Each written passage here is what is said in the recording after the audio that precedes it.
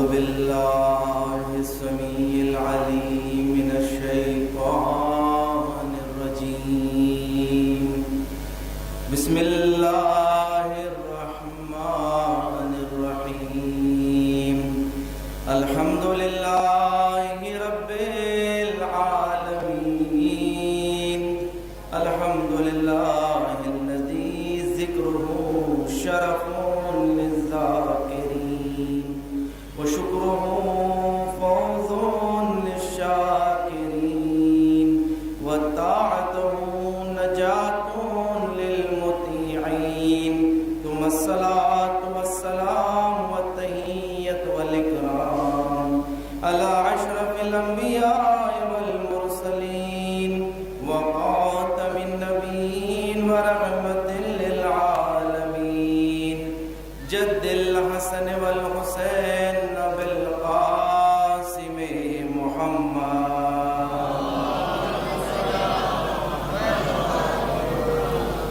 وعلى أهل بيته الطيبين الطاهرين المعصومين المظلومين الذين أذهب الله عنهم الرجس وطهرهم تطهيرا.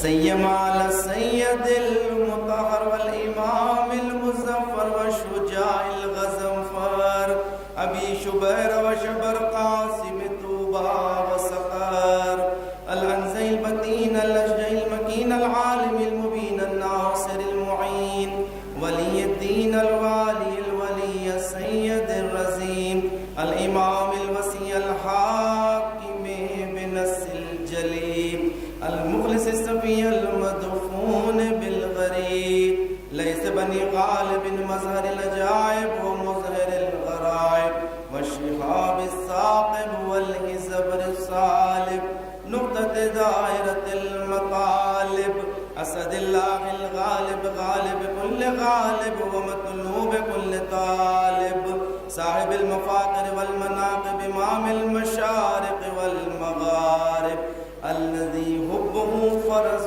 على الحاضر والغائب مولانا ومولى الكونين الإمام الثقلين أبي الحسنين يعصوب الدين وقائد غر المهجلين أمير المؤمنين علي بن أبي طالب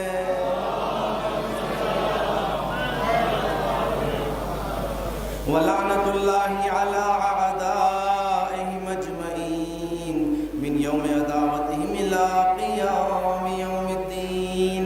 أما بعد فقد قال الله تبارك وتعالى في محكم كتاب المجيد وفرقان الحميد وقوله الحق بسم الله الرحمن الرحيم فاسألوا أهل الذكر إن كنتم لا تعلمون. صلوات.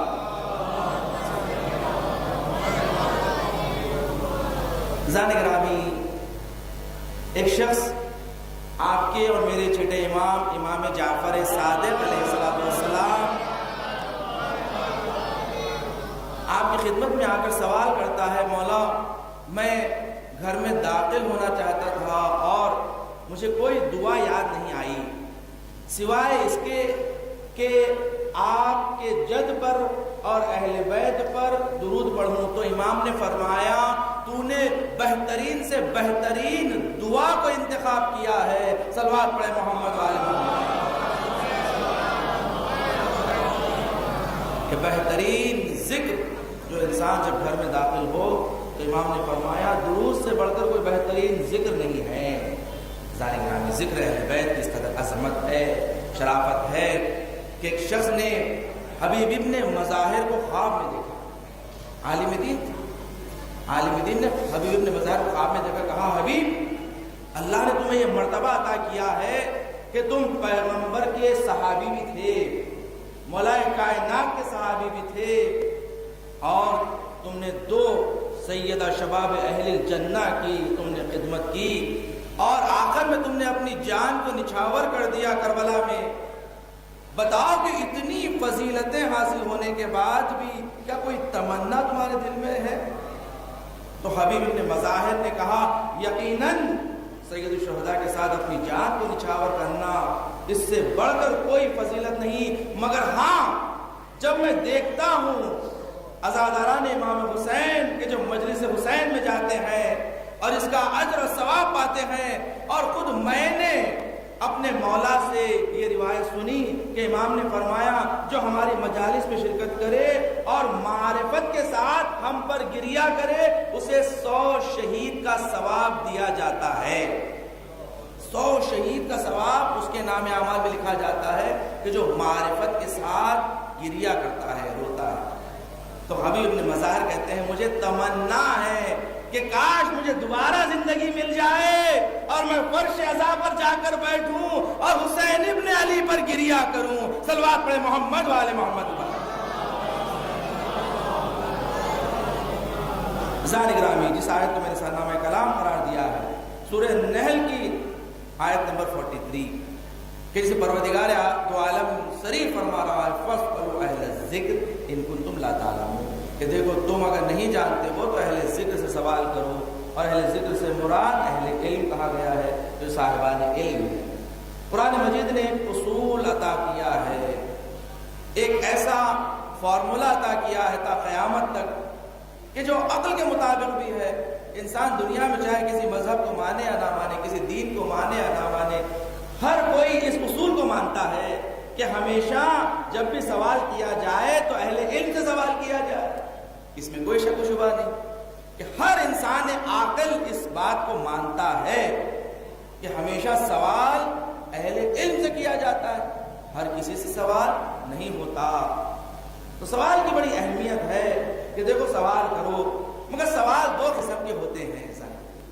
سوال کبھی مادیت کا ہوتا ہے، دنیا کا ہوتا ہے، اور کبھی علم کا ہوتا ہے سوال۔ اسلام نے مادیت کے لیے سوال کرنے کی بڑی مذمت کی ہے کہ دیکھو مادیت کے لیے، دنیا کے لیے کبھی کسی کے سامنے ہاتھ مت پھیلاؤ۔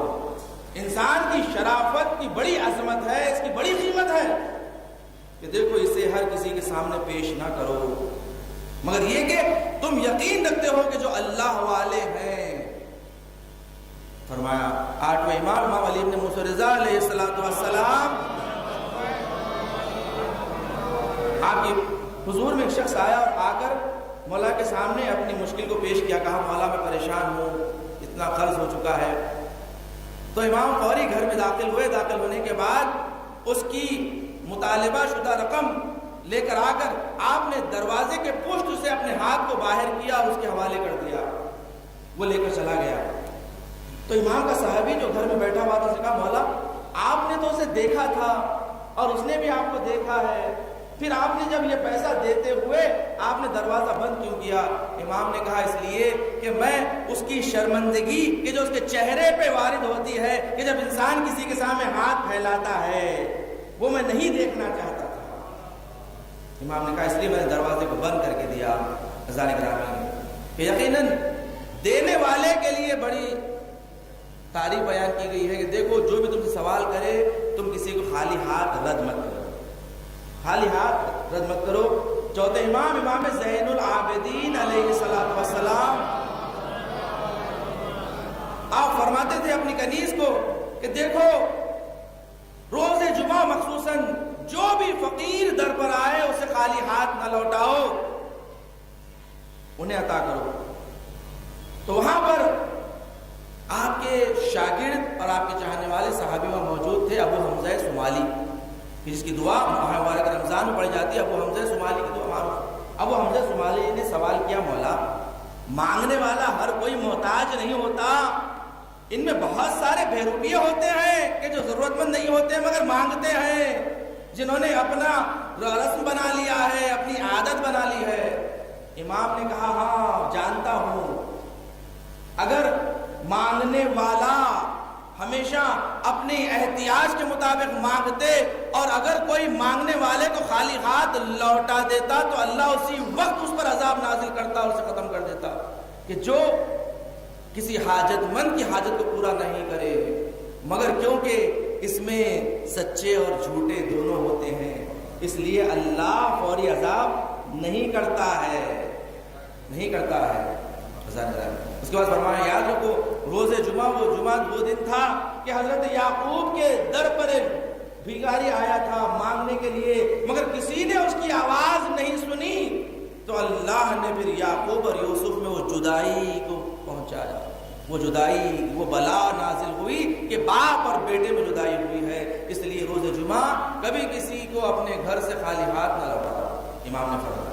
مگر ساتھ ہی ساتھ یہ بھی فرمایا کہ دیکھو کبھی کسی کے سامنے دنیا کے لیے سوال نہ کرو، دنیا کا سوال کسی سے نہ کرو۔ ایک شخص کہتا ہے کہ میرے گھر میں بڑی غربت تھی، مشکلات میں پریشانی تھی، تو اس کی زوجہ نے کہا کہ جاؤ جا کر رسول خدا سے سوال کرو، اس لیے کہ رسول خدا ہمیشہ مدد کرتے ہیں، کسی کو خالی ہاتھ نہیں لوٹاتے۔ وہ کہتا ہے میں رسول کی خدمت میں آیا، آ کر بیٹھا کہ رسول اصحاب سے گفتگو کر رہے تھے، میں بیٹھا رہا، پیغمبر اکرم نے مجھے دیکھا اور دیکھنے کے بعد سب سے عمومی یہ خطاب کیا، کہا کہ دیکھو جو کوئی ہم سے مدد مانگے ہم اسے مدد کرنے کے لیے تیار ہے، مگر یاد رکھو جو اللہ پر بھروسہ کرے اور اللہ پر توکل کرے اللہ اسے بے نیاز کر دے گا۔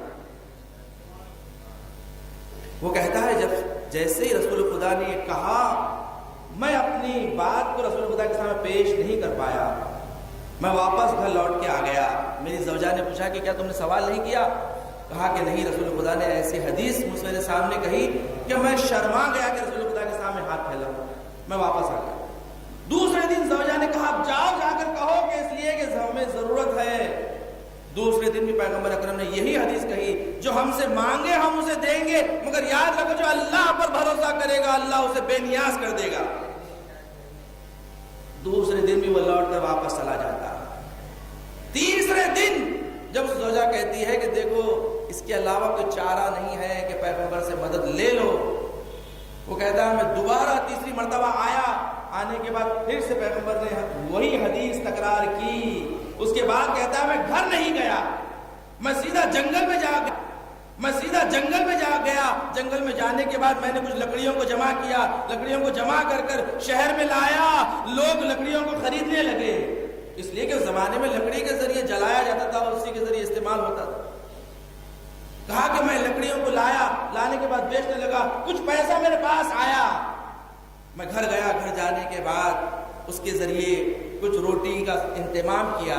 دوسرے دن میں سویرے نکل گیا لکڑیاں جمع کرنے کے لیے، جتنی لکڑیاں میں اٹھا سکتا تھا اٹھا کر لایا اور شہر میں بیچنے لگا۔ پھر اتنا پیسہ جمع ہونے لگا کہ میں نے اپنے لیے ایک حیوان خرید لیا کہ جس پر لکڑیوں کو لاد کر شہر لاتا اور اسے بیچتا۔ مدت گزر گئی، ایک مرتبہ حضور کی خدمت میں آیا، آ کر کہا یا رسول اللہ آپ نے جو حدیث فرمائی تھی اس حدیث میں میں نے عمل کیا، آج مدینے کا سب سے بڑا تاجر میں ہوں، صلوات پڑھے محمد والے محمد پر۔ کہ اللہ بے نیاز کر دے گا اگر انسان کسی کے سامنے ہاتھ نہ پھیلائے اور اللہ پر بھروسہ کرے اور محنت کرے، اللہ اسے بے نیاز کر دے گا، بے نیاز کر دے گا۔ ظاہر مال دنیا کے لیے کبھی کسی کے سامنے ہاتھ مت پھیلاؤ، اللہ پر توکل کرو، بھروسہ کرو۔ مگر جہاں علم کا سوال ہوتا ہے قرآن آگے بڑھ کر کہا کہ دیکھو علم کے لیے مت شرماؤ، علم کے لیے آگے بڑھو اور سوال کرو، سوال کرو۔ اس حدیث کو جابر ابن عبداللہ انصاری کہ جو مولا کے سب سے پہلے زائر تھے 40 میں، جابر بن عبداللہ انصاری نے اس روایت کو نقل کیا کہ پیغمبر اکرم محمد مصطفیٰ صلی اللہ علیہ وآلہ وسلم آپ نے فرمایا کہ عالم کو چاہیے کہ اپنے علم کو لوگوں تک پہنچائے اور جاہل کو چاہیے کہ اپنی جہالت کو قبول کرتے ہوئے علم کا سوال کرے۔ وہ قوم نابود ہو جاتی ہے کہ جہاں پر عالم اپنے علم کا اظہار نہ کرے اور جاہل اپنی جہالت کو مانتے ہوئے سوال نہ کرے۔ یہی پر سب سے بڑا سوال پیدا ہوتا ہے کہ دیکھیں کہ انسان اپنی جہالت کو قبول کرے کہ میں نہیں جانتا ہوں، اور جب نہیں جانتا ہوں تو میں سوال کروں۔ سوال انسان کو سوال ہونا چاہیے، اس لیے کہ سوال انسان کو کمزور نہیں بناتا، انسان کو طاقتور بناتا۔ جب سوال ہوگا اس کے علم میں اضافہ ہوگا، اس کی معرفت میں اضافہ ہوگا۔ قرآن نے بڑی اہمیت دی ہے علم کو، اور جہاں پر سارے نبیوں نے اللہ سے مختلف چیزیں مانگی تو پیغمبر اکرم نے اللہ سے مانگا ربی زدنی علما، کہ اللہ مجھے علم عطا کر دے۔ اور عزیزان کرام، قرآن نے جو معیار بتا دیا کہ دیکھو اہل ذکر سوال کرو، اب یہ اہل ذکر ہے کون؟ یہ اہل ذکر ہے کون کہ کس سے سوال کیا جائے؟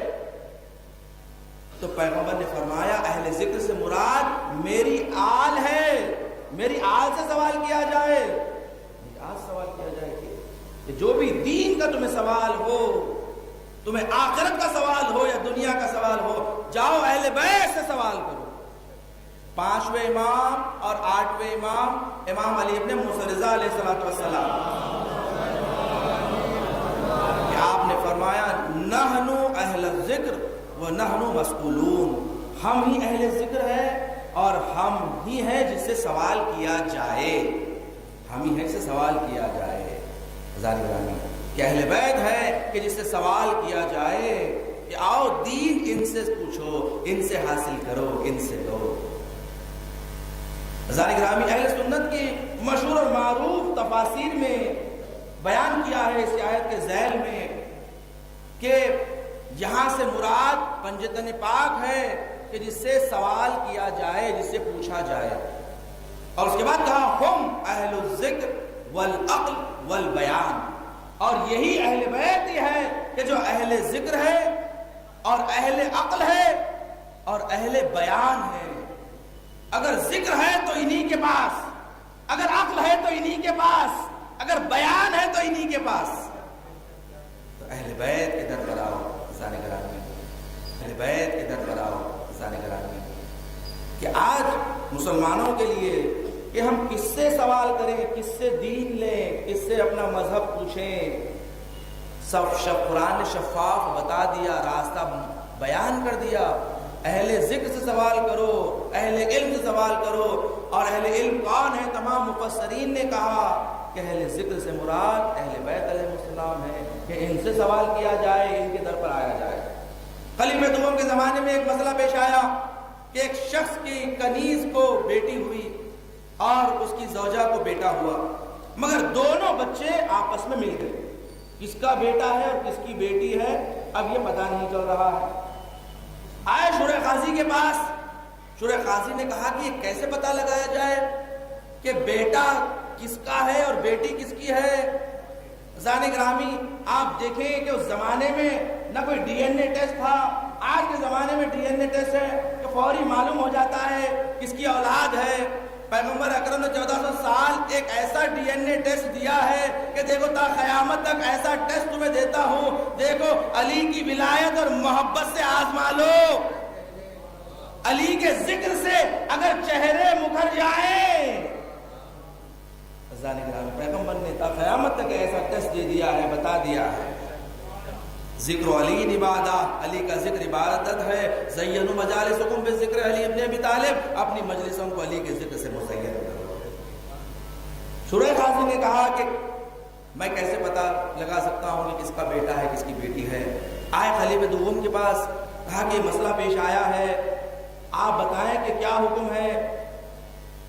کہا کہ یہ میں بھی کیسے بتا سکتا ہوں کہ کس کا بیٹا ہے، کس کی بیٹی ہے؟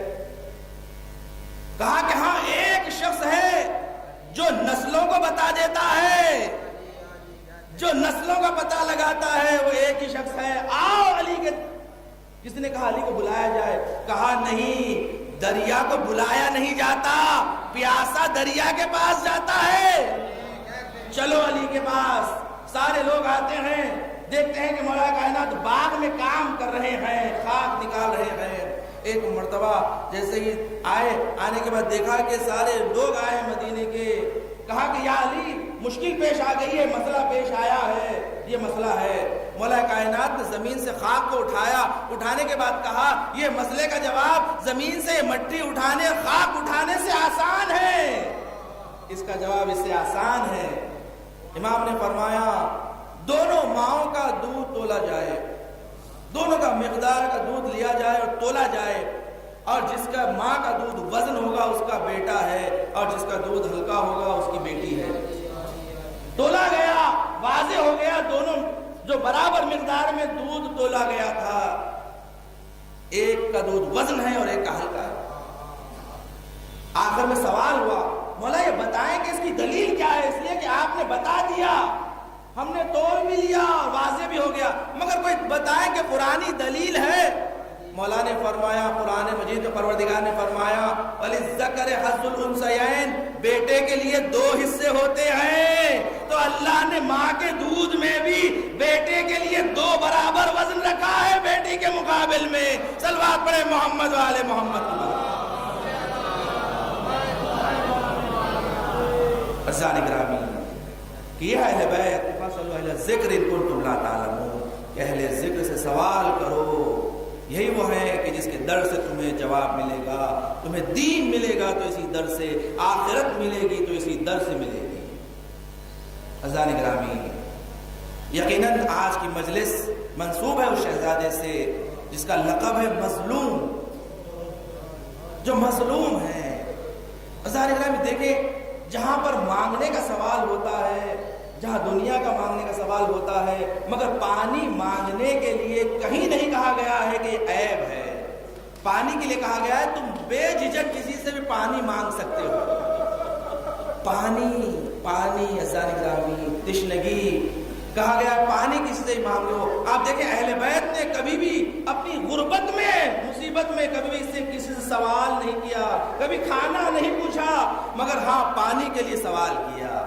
مسلم ابن عقیل نے بھی کوفے کی گلیوں میں جب تنہا رہ گئے تھے تو مسلم نے بھی پانی کا سوال کیا کہ مجھے بس پانی پلا دو۔ عزیزان گرامی، ایک کہتے ہیں کہ جوان اسی شہر میں یہ نوحہ پڑا کرتا تھا، خون برسا نہ برسا پانی، مانگتا رہ گیا احمد کا نواسا پانی۔ عزیزان گرامی، جب یہ جوان ایک متمول اور متشخص افراد کے پاس اسی شہر کے آتا ہے، آ کر کہتا ہے میری بہن کی شادی ہے، میں کچھ قرض مانگنا چاہتا ہوں، لینا چاہتا ہوں، اس کا ادا کر دو۔ اس نے اس کے قرض کو دیا، اس مال کو دیا اور دینے کے بعد کہا کہ اسے واپس کرنے کی ضرورت نہیں ہے، مگر یاد رکھو میری ایک وصیت ہے، جب میں مر جاؤں تو میری قبر میں آ کر یہ نوحہ پڑھنا، خون برسا نہ برسا پانی، مانگتا رہ گیا احمد کا نواسا پانی۔ ظالم گرامی کہتے ہیں وقت گزرتا گیا، یہ شخص دنیا سے گزر گئے۔ یہ جوان دوڑتا ہوا آیا، آنے کے بعد کہا کہ مجھے ان کی وصیت پہ عمل کرنا ہے۔ انہوں نے وصیت کی تھی کہ ان کی قبر میں اتر کر میں نوحہ پڑھوں۔ جنازے کو قبر میں اتار دیا گیا۔ ایک مرتبہ جب اس نے نوحہ پڑھا، خون برسا نہ برسا پانی، مانگتا رہ گیا احمد کا نواسا پانی۔ ایک مرتبہ بدن میں جنبش آئی، آنکھوں سے آنسو روانہ ہوئے، لوگ تعجب میں پڑ گئے کہ یہ بدن ابھی زندہ ہے۔ ڈاکٹر کو بلایا گیا، ڈاکٹر نے معالجہ کیا، کہا کہ نہیں یہ تو مر چکے ہیں، مردہ ہے۔ کہا جب یہ نوحہ پڑھ رہا تھا یہ بدن میں حرکت ہوئی، کہا دوبارہ پڑھو۔ اس نے پڑھنا شروع کیا، خون برسا نہ برسا پانی، مانگتا رہ گیا احمد کا نواسا پانی۔ دوبارہ بدن میں حرکت ہوئی۔ اس طبیب نے کہا اس میں جان نہیں ہے، مگر ایسے لگتا ہے کہ کوئی ایسی شخصیت ہے کہ جو اس جان پر حکومت رکھتی ہے، اس بدن پر حکومت رکھتی ہے۔ ہاں عزیزان گرامی، امام حسین نے، آج شب جمعہ ہے نا، زیارت امام حسین کا دن ہے، آج کہا گیا ہے حسین کو یاد کرنے کا دن ہے۔ امام نے کہا تھا سید سجاد جب وطن واپس جانا میرے شیعوں کو میرا سلام کہنا، اور کہنا جب کبھی ٹھنڈا پانی پینا میری پیاس کو یاد کر لینا، اور کہنا اے میرے شیعوں میں نے تمہیں اس وقت بہت یاد کیا جب ننھے علی اصغر کے لیے طلب آب کر رہا تھا۔ عزیزان گرامی، امام حسین نے اپنے شیعوں کو علی اصغر کو ہاتھ میں لیے ہوئے بہت یاد فرمایا۔ عزیزان گرامی، ہاں کہتے ہیں نا جناب ام رباب کی یہ فضیلت تھی کہ سید الشہداء فرماتے تھے مجھے وہ گھر پسند ہے جس گھر میں ام رباب ہے اور سکینہ ہے، مجھے اس گھر میں بڑا سکون ملتا ہے۔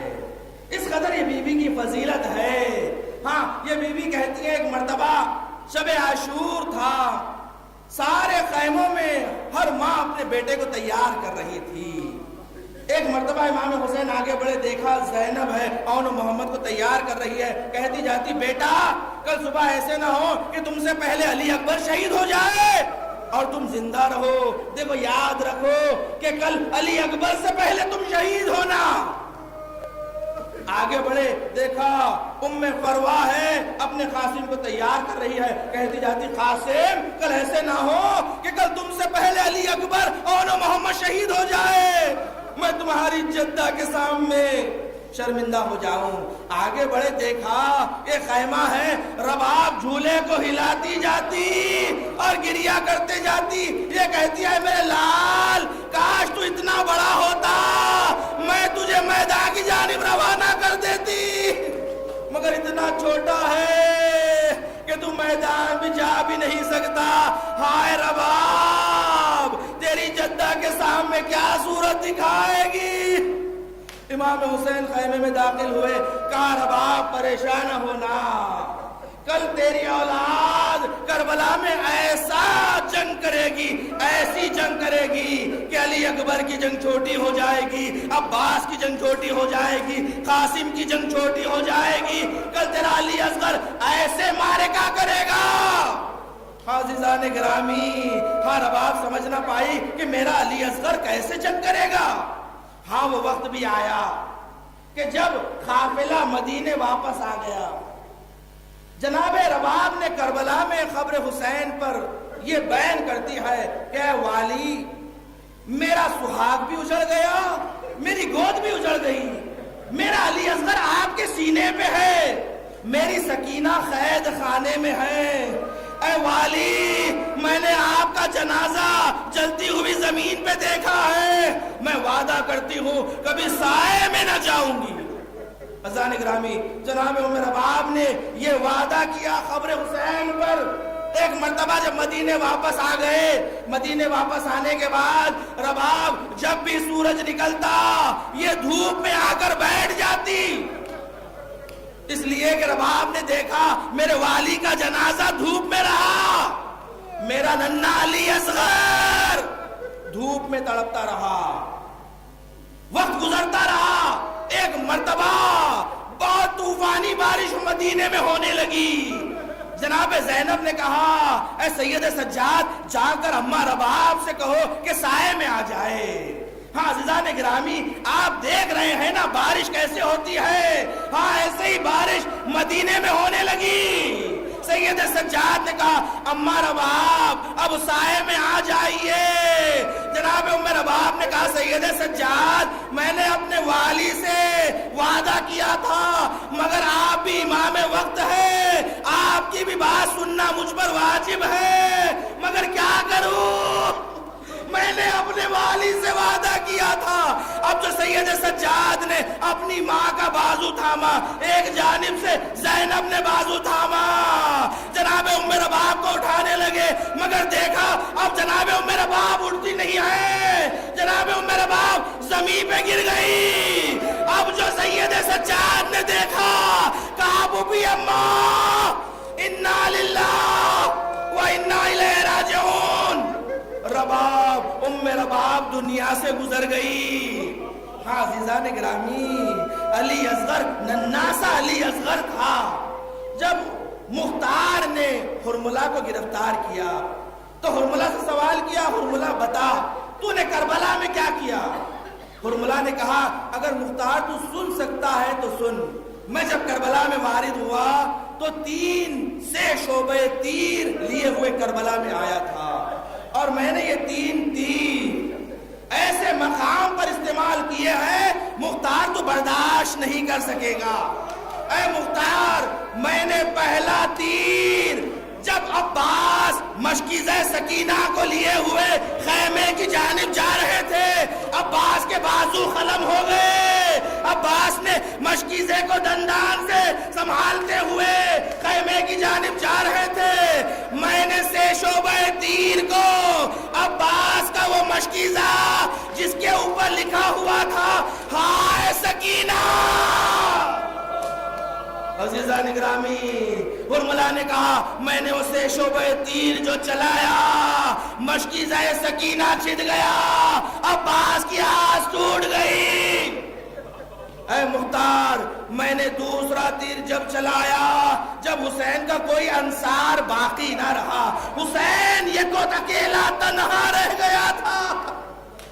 ایک مرتبہ آواز دی حل من ناصر ینصرنی، ارے کوئی ہے جو میری مدد کرے۔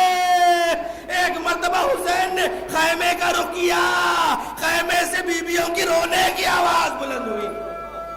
حسین نے پوچھا ہے بیویوں ابھی حسین زندہ ہے، یہ رونے کی آواز کیوں ہے؟ کہا آقا جیسے ہی آپ نے حلمین کی صدا دی علی اصغر نے جھولے سے گرا دیا۔ حسین نے کہا لاؤ علی اصغر کو سیراب کر لاؤں۔ حسین ابا کے دامن میں چھپائے، علی اصغر کو لانے لگے۔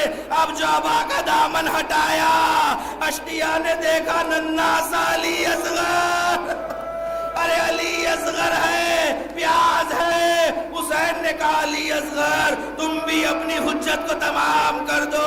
علی اصغر نے اپنی سوکھی زبان لبوں پہ پھیرنا شروع کی۔ ارے اشقیاء مڑ مڑ کے رو رہے تھے۔ عمر سعد نے کہا اے حرملہ اختا کلام الحسین، اے حرملہ حسین کے کلام کو خطا کر دے ورنہ انقلاب آ جائے گا، یہ علی اصغر انقلاب لا لے گا۔ اے مختار میں نے دوسرا تیر اب جو علی اصغر کے گلے کا نشانہ میں نے لگایا، علی اصغر کے گلے پہ جو تیر لگنا تھا، ارے علی اصغر کا گلا باپ کے ہاتھوں پر ایسے ذبح ہو گیا۔ عزیزان گرامی مختار سے کہا مختار تیسرا تیر میں نے جب چلایا کہ حسین زخموں سے چور تھے، ارے حسین کے بدن پہ تیر تھے۔ ایک شقی نے حسین کے سر پر تیر مارا، حسین نے تیر کو اپنی پیشانی سے نکالا، اب جو نکالنا تھا خون کا فوارہ پیشانی سے نکلنے لگا۔ حسین نے اپنے کرتے کو اٹھایا، اپنی پیشانی سے خون صاف کرنا چاہتے تھے۔